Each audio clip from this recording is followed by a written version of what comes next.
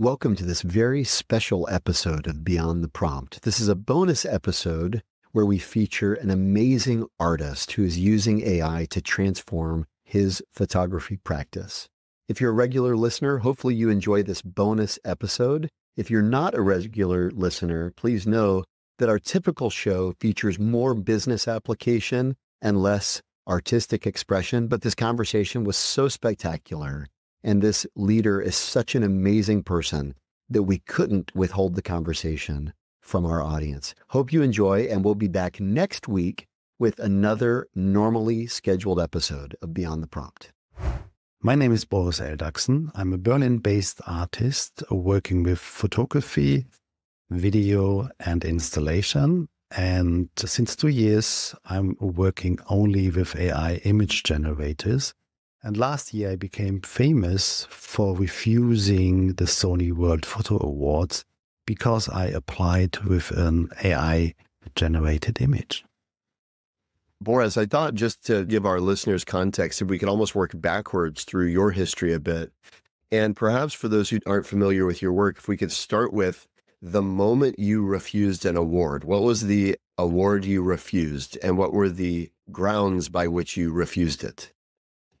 Well, it was the Sony World Photography Awards, and I was selected as the winner in the open creative category.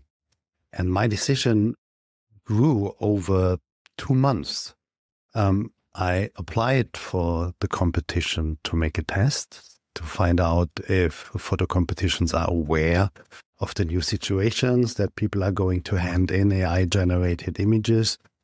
And I had no plan B. I just applied, and I was surprised to see that one and the same image, the electrician, made it to the finalists in 3 different competitions. And the Sony World Photo Award then decided to have me as a winner.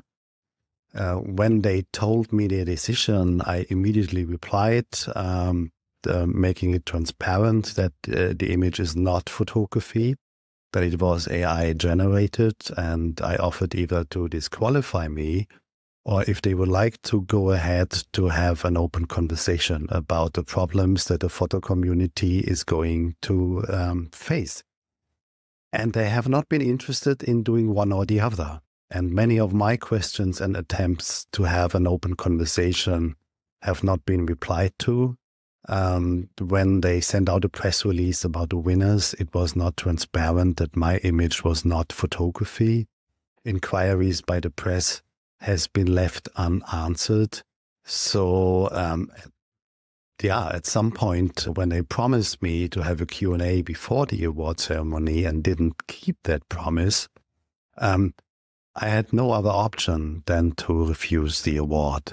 Because I didn't apply to win anything. I wanted to initiate a conversation, and I hoped to spark off that conversation with my refusal. And so why do you think they are failing to engage? And why is it so important to you that they engage? Would you talk about that? I know that your background is in philosophy and art. So can I talk to us a little bit about why you think it's so important and perhaps why they're refusing? Well, I think you need to take into account that the competition is a business. It's run by a London-based agency that specializes in those awards. They run several awards in different disciplines. And for Sony, it's a marketing campaign. I don't think that Sony was informed.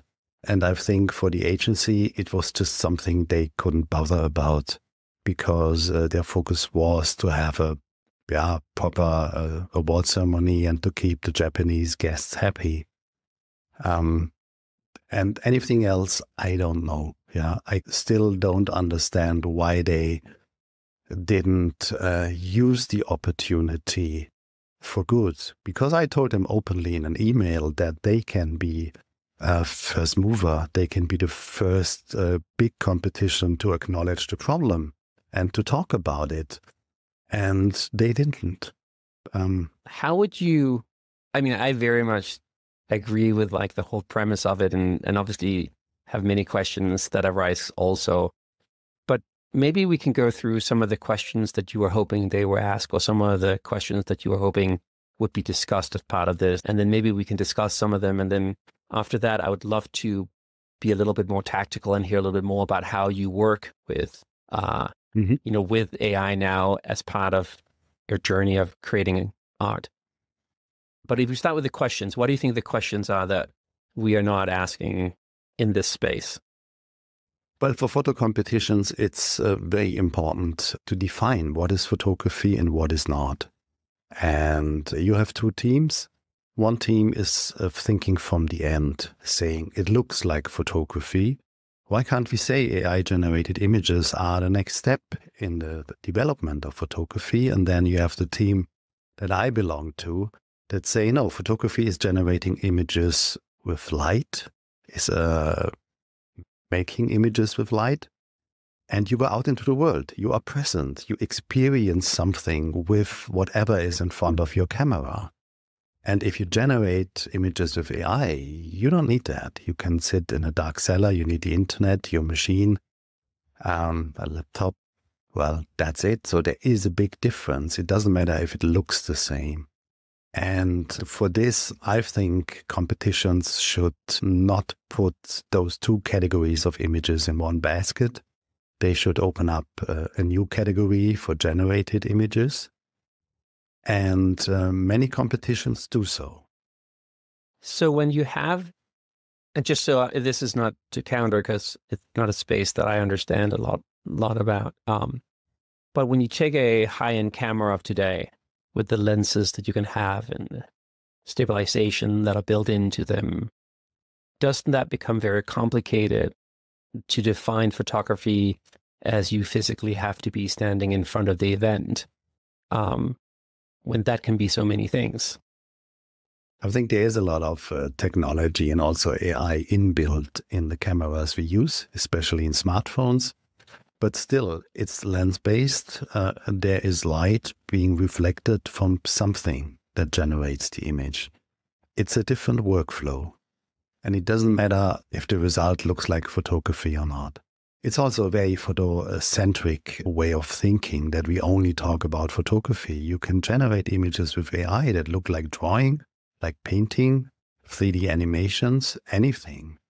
So this is why I suggested we need a new terminology for this kind of images. And the one that I found and that convinced me personally is promptography, because it shows that the image was generated with a prompt. It's just such a thoughtful kind of way of thinking about it. I guess the promptography has a little bit of I would imagine the people who see their work as being art, but being generated through algorithms, would feel that the word itself has a little bit of a gimmicky kind of tone to it. And so that there is value judgments in already being prescribed into that kind of way of describing it. Would you understand that statement? How do you understand art? I think that is a question that is very interesting. And then many people confuse how you work with an AI image generator. They think that an artist can be replaced totally by the machine. For me, this is a very poor understanding of art. And it's also not seeing how complex it actually is. And that if you have an experience in image making, if you have an experience and a knowledge of the platforms and you know the strengths and weaknesses, then you can use it as a tool. Yeah, it becomes like a brush, like a camera, and it offers new possibilities. For me, art is something that should give you an impulse for an inner journey. Yeah, that you not ask yourself, what does the artist want to tell me? Yeah, I think that is a very boring question. And if I want to tell an audience something, I would write an article in the paper. It's very patronizing to think so. An artwork should give an impulse to an inner journey. Yeah, it's more interesting to ask yourself what kind of memories, emotions, thoughts are triggered by the artwork. Do I like it? Am I attracted? Am I appalled? Why? And that is for me what art should do. But that's my personal understanding. And if you go to the philosophy of arts, you have many contradicting definitions. I very much agree with that. Where my head goes, though, is I went to a conference where some of the artists that are creating what I think is the latest in the NFT space, on the crypto space, which is this algorithms that creates art, right? Where the beauty of the piece is that an algorithm was defined by something, and that generated imagery. And so the imagery is really something that is representative of that thought, right? So it's a system that you get fascinated by rather than the imagery.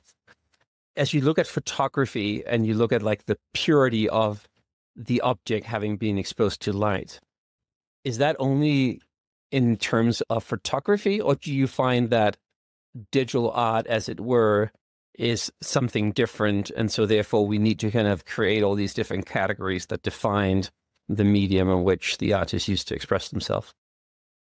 Well, I think AI is part of digital art, and it's another way that we haven't used before. You know, one thing that I've been thinking as you've been speaking is, on the one hand, folks can say, well, it's just definitions, but on the other hand, definitions really matter, right? And so, for example, you would not submit a photo into a painting competition. It's like, Right. you know, as they say, it's like bringing a gun to a sword fight or something, right? It's just a different medium. And I don't mean, you know, more powerful, less powerful. It's different. You also wouldn't bring a painting to a photography competition, right? And yet all of them are images, right? As long as we're talking about the output being an image without regard to the manner of generation, then a sketch and an oil painting and a photograph and cryptography or promptography or whatever could all do it. But insofar as the competition is actually about the means of production, I think the definitions matter tremendously. And that's really what you're getting at. I would love for you to maybe now speak a little bit about your experience in your career as a photographer. And then I know, because you've been immersed in promptography, if you wouldn't mind to first tell us about your practice and process with photography, and then compare and contrast. How is promptography similar or different? When you photograph, you are dealing with matter in front of the camera. And I had two different ways. One was going out at night and then looking out for light sources. And when I found a situation that was like a perfect stage, then I was waiting for something to happen. And life always surprised me. And the images later, they looked like staged, but they had strictly been photographed in a street photography manner without altering what was happening in front of my camera. And I also did stage photography where I had my models mainly then in-house in the studio situation, because in winter in Berlin it's too cold to go outside for longer. And those two ways of photographing I mixed in the past. And working with people in stage photography, you are a director, like in a theater play. You need to decide about the background, the light, the props, the pose, anything, the model, and what you want to express. And that was a very good preparation for me to work with AI image generators. What I like about AI is that now I work not with matter, I work with my knowledge and experience, because I know how light works. I know what kind of keywords to use to describe a composition, a foreground, a middle ground, a background, to describe color, to describe light, to use references. You can also use keywords that describe camera, specific camera lens, film type, and the AI is going to generate an image that looks like you have used a specific kind of camera and film. So that is the material I work with, my experience. But at the same time, I can generate images purely out of my imagination. And that is my limit. anything I can imagine, I can kind of generate, and I'm not dependent on the light outside, the temperature, the technology I have, the location, the people. For me, it's artistic freedom to work with AI image generators. And I use them in a way that I'm not doing the same thing, the same kind of images I did in the past. I want to do something that I have not been able to do as a photographer in 30 years. So I would like to go beyond. And that is very exciting because the features still are released sometimes on a weekly basis. There are no handbooks. There is a lot of experimentation possible. You know, one thing that I love about what you're saying, Boris, is you're only limited by your imagination and you're limited by your experience, right? And when you talk about things like the light, the lens, the film, etc. On the one hand, someone could criticize. I remember, in the early days of photography, people criticized a photograph because it's just pushing a shutter, right? And yet when you realize, no, there's angle and light and lens and temperature and paper and film, all that stuff, right, has a tremendous impact. And it's only by experiencing them, by changing your shutter speed or the aperture or focal length or whatever, right, that you start to gain an appreciation for composition and how a photograph is created, that you start to see, it's actually not dissimilar from painting. There's different brushstrokes and different colors and different ways of mixing, etc. The thing that's interesting is, how would you recommend, or the thing that I find myself wondering is, I am an amateur photographer and I've taken some introductory photography classes. And those classes have taught me how to appreciate things like shutter speed, focal length, film type, lens type, etc. How do you recommend someone start to learn the basics of promptography? Because right now, what you mentioned was you're limited by your imagination and your experience. For someone who perhaps doesn't have experience in photography, how do they start to build a catalog of skills in promptography? I would recommend to do a basic workshop that gives an introduction into the platforms and how to use text prompts and how to use existing images. I have been teaching those workshops for 1.5 years now. So you have a basis to start from, and everything else is just exploring. The beauty about the references that you can use to make a difference is that you find it all on the internet. The community has been very active in the last 2 years. So if you want to see what kind of analog film type, what kind of result an analog film is going to give you, what a daguerreotypie, cyanotypie, any old photographic techniques is going to look like. You find web pages that show you. You find web pages that have lists of artists and their style to inspire you or to use as a reference. You have web pages that list all the different types of lighting. I would have loved to have such easy access to resources when I was a student. I think once you have figured out that you need to learn those keywords, it's very easy to find them on the internet. Yeah, it's what you're saying in a way is it's actually easier to learn than ever before, but it's a matter of investing the time and effort to even find rabbit holes to go down. Yes. And I also think it can give you an additional motivation to do so.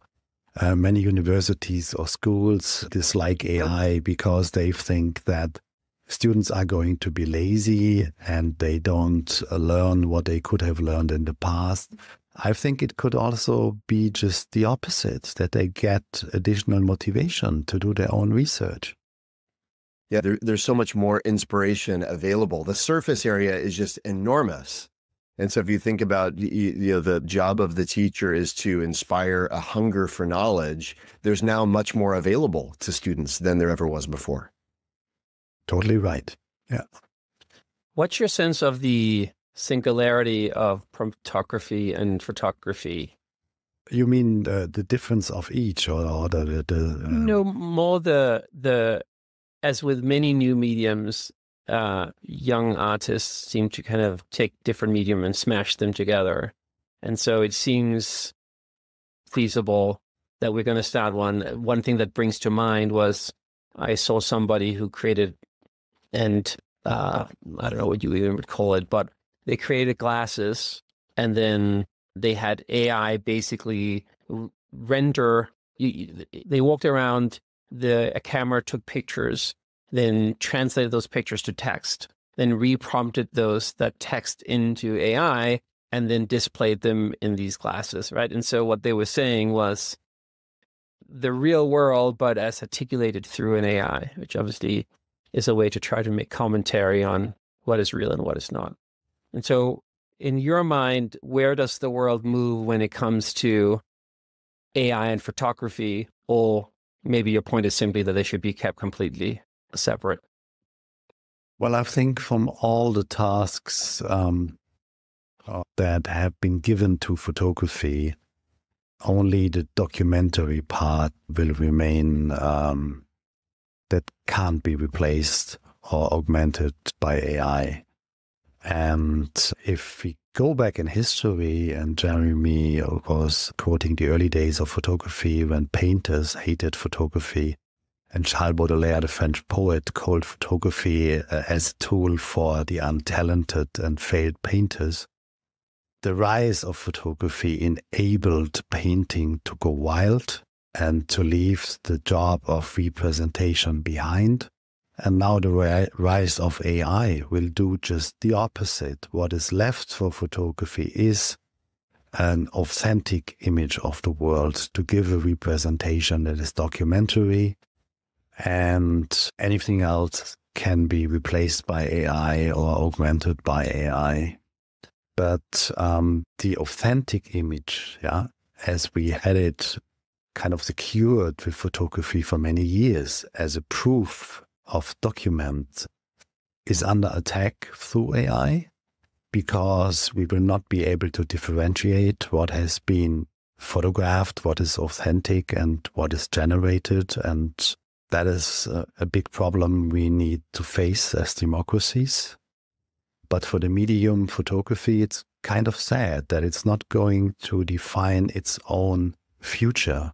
The future of photography is defined by AI, and photography can, there's something left to it, and I don't know where it's going to head. If you look at the university system, when I was a student in the 90s at art schools, each art university academy had a class of photography.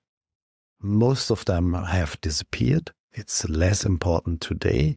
And if you look at technological universities, photography is dissolved into something that is often called digital imagery. And then you can have anything subsumized under this terminology. It can be photography, it can be CGI, it can be AI-generated images. What do you hope that if we rolled the clock forward a year and Sony Awards are highlighting an image that you have submitted, how do you hope the conversation advances? The conversation did advance much more than I thought, because it became a global conversation that is not only about photo competitions, but about the nature of art, the disinformation potential of fake images. And many competitions and photo festivals have debated how to continue. If you look at Sony, I think Sony still didn't do their homework. There was only one press release from Sony that was partially wrong, telling that it was okay that they gave me the award and that I was behaving strangely. But later, for the running competition of the last months, they changed the guidelines secretly. They didn't even send out a press release about it. You had to look it up in the nitty-gritty of the guidelines, and they said in the creative category, you can use Photoshop and be creative, but you need to start with an analog or digital photo. You can't start with a generated image. And that shows that they don't understand how it actually works.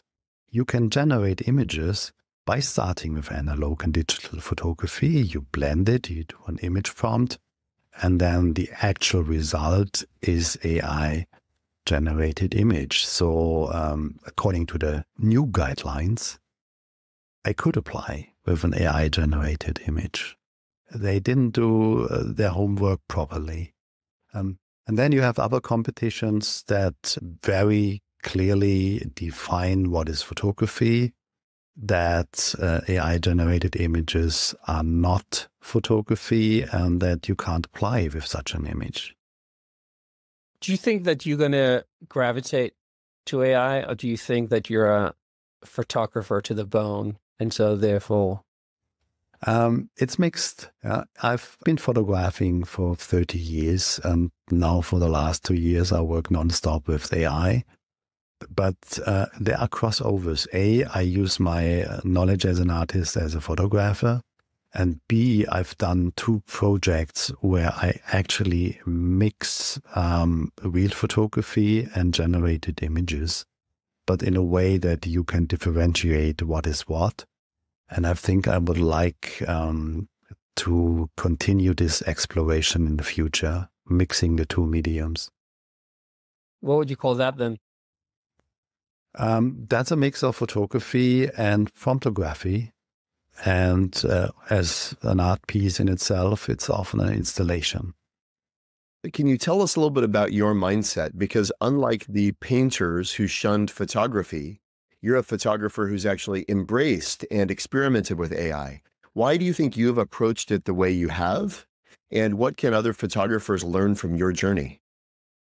I think because I have always been more than a photographer. I started with drawings. I loved painting. Most of my friends were painters, but I couldn't think like them. And somehow from drawing, I continued with photography, and I ended up doing photographs that have a painterly quality. And in photography, I did a lot of staged images. And that was a good training, because if you stage things or if you draw things, you are also working out from your imagination. Many photographers react. They are out in the world, they are present, they choose a certain place and people, but then they are reacting intuitively. And if you stage, you need to be able to imagine the image that you are building step by step. So it's a different workflow, and that enabled me to enter the AI world very easily. And then when I started in summer 22, for personal reasons, it was also the only option I had to be creative. My partner got a cancer diagnosis, and we spent weeks and weeks in doctors' offices and hospital waiting rooms. And the only way for me to find a balance and to be creative was to work with my smartphone and play around with image generators. So that sparked it off, yeah. And can you talk about the role of surprise? Because you mentioned earlier in regards to photography, some of your photos look staged, but what I take from that is something happens that you couldn't have expected, but then that actually is what makes the photo. Can you talk about the role of surprise in promptography?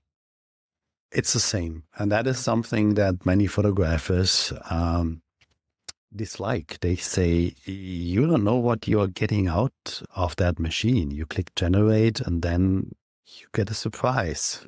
How can you actually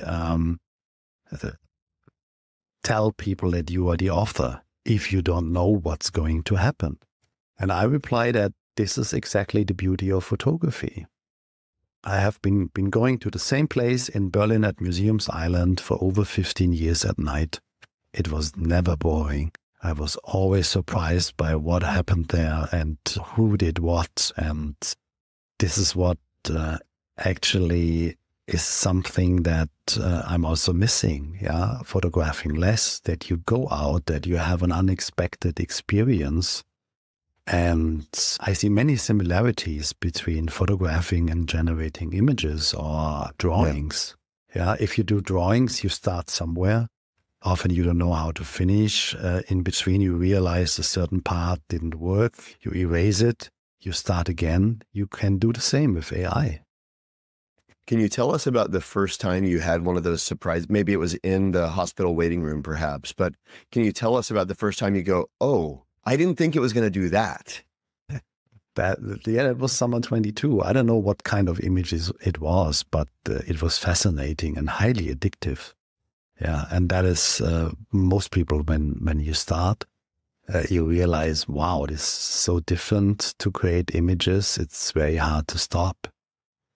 And I'm still like very excited and love working with it. The last time I had this was in my early days when I was a student of art. And now I can explore so many new things, but I have 30 years of experience that I can use. That is a situation that I would have never thought possible. What kind of tips would you offer people like myself who don't have 30 years of experience in photography and who are just starting to play with this new medium? How do I make better images? I think by doing. I still recommend to get a kickoff workshop and then to explore and to follow other people and to have an exchange with them and try to learn from others. There are many groups that have an exchange on this on Discord, but also on social media platforms like Facebook and others. And go and research pages that help you with keywords. So it all goes back to your interests. What would you like to generate? How do you want this image to look like? What I like about AI image generators is that it can be a tool for an inner journey, because you have to formulate what you would like to get. You have to ask yourself, what is my interest? What are my sources of inspiration? What kind of images do I like? And that is a self-exploration where AI can help you. Can you talk a little bit about volume? What does it take to actually get the image, either get to the point of surprise or to the point of that's what I wanted to get? How long are your typical interactions with AI? And how do you persist or nudge in a direction that where you get surprised, but you also get where you're hoping to go? My workflows become longer and longer. But with photography, how many pictures do you take until you have that one special great image?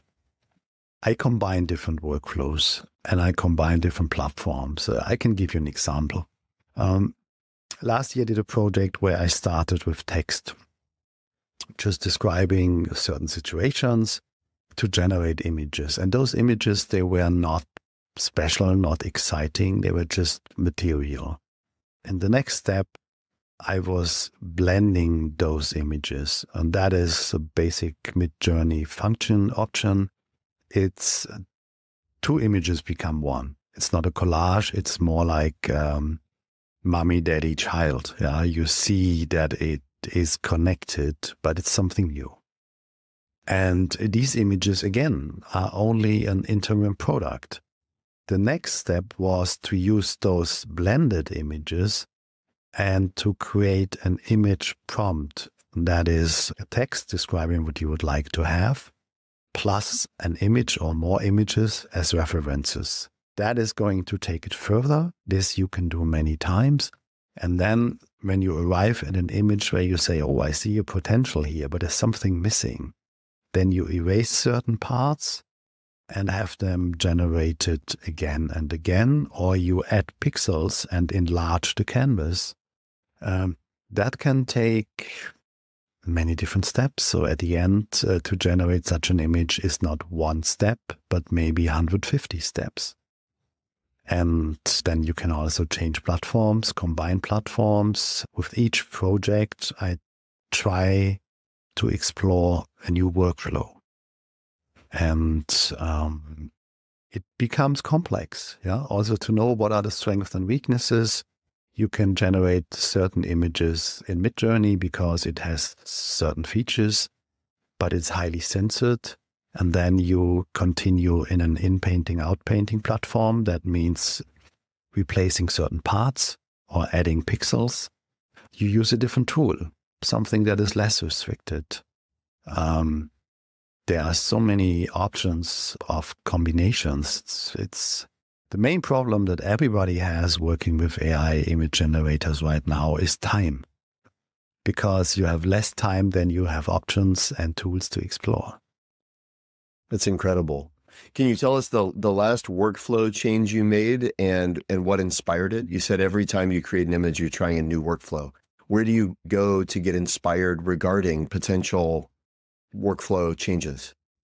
I have an exchange with some of my expert colleagues in Germany, and sometimes there is a different approach, something that I haven't thought of. What you can do with AI is also upscale. That means enlarging an image. We use a very blurry image and you can upscale it and sharpen it. And at the end, you can actually have a sharp image. Yeah, you see what's on there. And a colleague of mine used an image, normal size, like 2000 pixels. And he decreased the size from 2000 to 50 pixels. And then it's just some pixels with different color. And then with an upscaler, he upscaled it again to 4000 pixels. So what you get out of this process is something completely different than the initial image. And that is a workflow that I didn't think of in the past, but it makes sense. You can also play around with language. Like the basic suggestion you have from OpenAI to text prompt is American football player painted by Van Gogh. And I always use a reference pizza. So you can have a pizza painted by Van Gogh. And I say, yeah, you can do it. It's kind of boring. What about pizza photographed by Van Gogh? Because we don't know if he photographed. I don't think so. That's great. That's great. And then, but you can go even further and turn it upside down. And you can say, what about Van Gogh being photographed by a pizza? And you always get a result. And so great. You don't know what you get. You can just close your eyes and kind of play piano on your desktop and see what kind of random letters you typed, and it's going to create an image. There's a lot of room for experimentation. That's beautiful. That's absolutely beautiful. I would love to see a photograph of Van Gogh as photographed by pizza. Now, would Supreme Pizza photograph differently than pepperoni, perhaps? I don't know, but out of this process, I got a pizza that really looks like Van Gogh, which is like spinach as a background and Spanish chorizo pizza as the skin. And it's kind of like, it's a good business idea. If you have a pizzeria in the birthplace of Van Gogh, you could offer this kind of design. That shows that AI image generators, you can use it for different purposes. You can use it just as a sparring partner to be inspired, to generate ideas. You can use it to analyze data, text or images. You can use it to produce new images, or you can use it for post-production, or all of them. And it's up to you, what you were aiming at. Not to take us too far off track, but are there other AI tools that you find yourself leaning on or using regularly? And if so, when and why do you use them? Right now, I'm exploring the potential of Nudify apps. And that actually is exactly what it says. Yeah, you have a picture of a person in clothes and you can strip them naked. You also have apps that do just the opposite. You can have naked people and dress them up. And that is something to work around the restrictions of Midjourney. And it's also, I'm exploring right now the potential of upscalers. What they do is not just creating a larger resolution out of an image. New upscalers can also use text prompts and then you can hallucinate.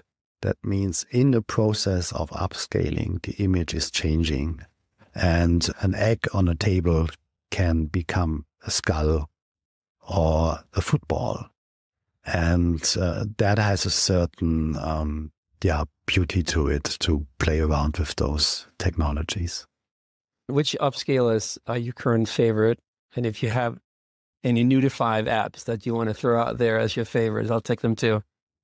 I'm still trying to find the right Nudify app, because the one that I'm using right now thinks that what I'm requesting is against the guidelines. And it's just simple things that you would like to have an elephant trunk coming out of the floor. Yeah. That is too much. I don't know why. So I'm still trying to find a very unrestricted Nudify app. But with upscalers, there are some upscalers that do a very good job without hallucinating, and that is Upscale or Gigapixel AI. And then you have some like Krea or Magnific, where you can add prompts and you can decide how wild the AI can go in upscaling. That's awesome. I can't imagine why a Nudify app wouldn't allow you to put an elephant trunk coming out of the floor, but we'll pull some strings for you. We'll do what we can. Thank you so much, Boris. Really, really appreciate it. Well, my pleasure. Thanks for reaching out. We wish you all the best, and we look forward to sharing your wisdom and experience with our audience. Thank you. I'll put it to you first, Henrik. What did you take away from that incredible conversation with that marvelous artist? I mean, like, once again, I'm just blown away by people who have not been in the industry for very long and suddenly the expert, right? Like this guy Boris has been working with it for 2 years, and then you make the headline news because he's the one who's pushing the envelope in a photography competition. I'm just constantly both amazed, but also kind of like inspired by the fact that here's an industry that once again is established not very long ago, and where people who are curious and kind of explorative with the technology very fast becomes the expert. And so in many ways, it's inspiring, because I feel in the internet days, you couldn't catch up being an expert a few years ago. Now you seem that you can catch up being an expert just by kind of starting to use the technology as it is today. Yeah, that's cool. That's cool. I loved the hunt for a surprise. I feel that's a remarkable instinct to say, just like staging a photo, and actually the magic happens when something unexpected occurs and you're basically primed to capitalize on the unexpected. I feel most folks approach generative AI looking for what they expect, or trying to get what they're expecting to get, rather than being surprised. And I wish that our audience would take that attitude of, I'm actually looking for it to surprise me. I mean, his comment when he said, the last time I felt this way was when I was an art student. I thought that's an incredible gift, and to put yourself in a position, depending on what your workflow and what your responsibilities are, but to put yourself in a position where you're almost giddy with anticipation and kind of primed for surprise, I thought is a really powerful mindset to bring to interactions with generative AI, whatever they may be. They don't have to be image generation, of course. 100%. I think that is it for this episode, Mr. Utley. As we mentioned at the beginning of the episode, this was a special bonus episode. If you're a regular listener of the show, let us know what you think about having bonus material released like this. We want to stay committed to business-focused applications of AI on our every other week basis, but we love having wide-ranging conversations like the one we had with Boris today, and we're really curious to hear what our audience thinks about this different kind of angle on the technology and on the changes that are affecting us all. Until next time.